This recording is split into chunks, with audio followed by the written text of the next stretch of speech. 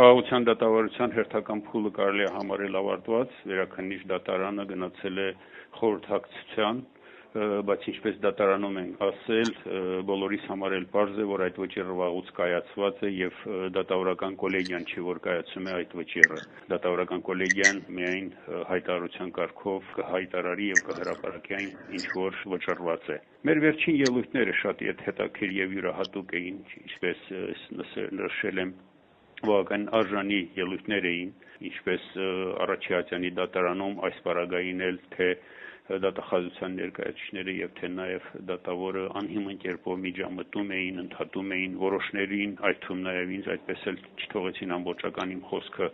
ներկայացնել, բայց այնուհանդերձ խնդիր չէ, մենք բոլորս հասկանում ենք, որ սա քաղաքական դատավարություն է եւ շատ բարձ հայտարարում ենք այնտեղ, որ քաղաքական դատավարություն է, այլ կերպ չի էլ կարող լինել։ Ամենամեծ գնահատականը հավանաբար այս դատավարության տվել է պաշտպաններից մեկը,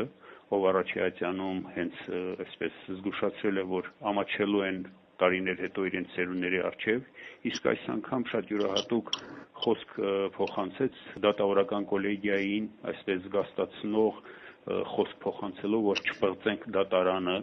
եւ ասաց, որ մեր հաղթանակները այս դատավարությամբ պղծել ենք, այսինքն մեր ընդհանուր պահվածքը արդեն մղում է նրանց, որպեսզի նրանք խոստովանեն, որ դատավարական գործընթացում իրենք լուրջ բացեր են ունեցել եւ ինչպես ես նշեցի իմ խոսքի մեջ վերջին իմ ելույթի ժամանակ Առաջիհատյանի դատարանում փաստորեն քաղաքականապես եւ բարոյապես մեղադրող կողմը եւ դատավորական կոլեգիան, որ նույն թիմն են, փաստորեն չեն շահել դատը, շահողը եղել ենք մենք, որպես մեղադրյալներ, այսպես ասած։ Մենք արժանի հակահարվածներ ենք տալիս, այսպես ասեմ, այն փաստարկներին եւ այն կեղծ պնդումներին, որ վերաբերում է մեր ժողովրդի անցյալին, ներկային, պատվի խնդիրներին մեր ժողովրդի, կեղծ տեղեկություններով, շինծու հիմնավորումներով, ազգային ինքնասիրությունը կողքրտող պահվածքով, կեղծված պատմությամբ եւ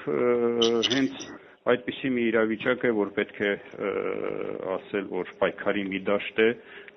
որտեղ գործում է ուժի օրենքը, այսինքն օրենքի ուժ չկա։ Մենք ենք որոշողը, այս սկզբունքով են առաջնորդվում դատավորները եւ դատավորական կոլեգիան եւ անում այն ինչ որ ուզում են, մեզ համար էլ դա հասկանալի է, բայց ինչպես նշել ենք, սա մեր համար երկրորդական է եւ մենք ուղղակի ֆորմալ կողմ ենք ապահովում, որպեսզի հասնենք միջազգային դատարան։ Այնպես որ այս դատավարությունը կարող ենք համարել դատող կողմի համար տապալված դատավարություն։ Լրատվությունը ինչպես միշտ ներկայացվում է միակողմանի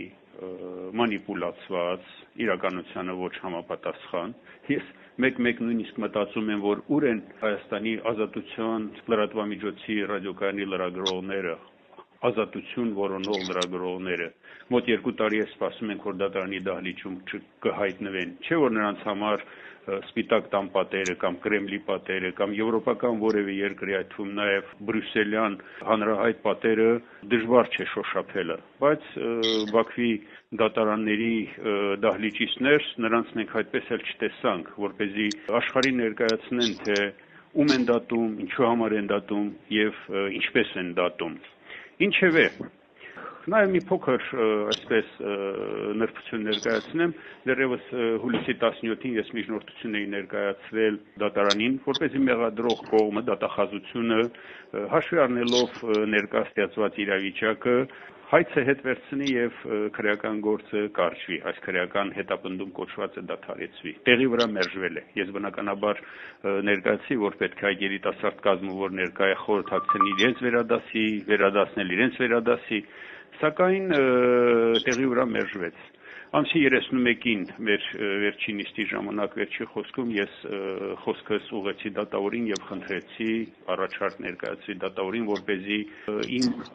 այդ միջնորդության բովանդակությամբ առաջարկ ներկայացնելով, պահը օգտագործելով այդ իմ առաջարկի հնարավորությունը օգտագործելով, որպեսզի դատավորական կոլեգիան խորհրդակցի ում հետ որ անհրաժեշտ է, ովքեր որ որոշում են կայացնում եւ հաշվի առնելով երկու երկրների, երկու ժողովուրդների միջև ստեղծված նուրբ քաղաքական իրավիճակը, արտաքին քաղաքական դերակատարների դերը եւ որպես ապագայի միտված ներդրում այս քրեական հետապնդումը դադարեցնեն եւ գործը կարճեն։ Ինչ կորոշեն, սա այլ հարց է, բայց ամենայն դեպս այդպիսի մի առաջարկ ներկայացվել է։ Մեկ անգամ եւս պիտի ասեմ, որ մոտ 2 տարվա շարունակող այս երկու ատյանների դատավարության ընթացքում պաշտպանական կողմը այդպես էլ չստացավ ոչ մեղադրական ակտը, ոչ մեղադրական եզրակացությունը եւ ոչ էլ առաջի ատյանի դատավճիռը։ Լավ մնացեք, մենք մեր խոսքը դեռ կասենք։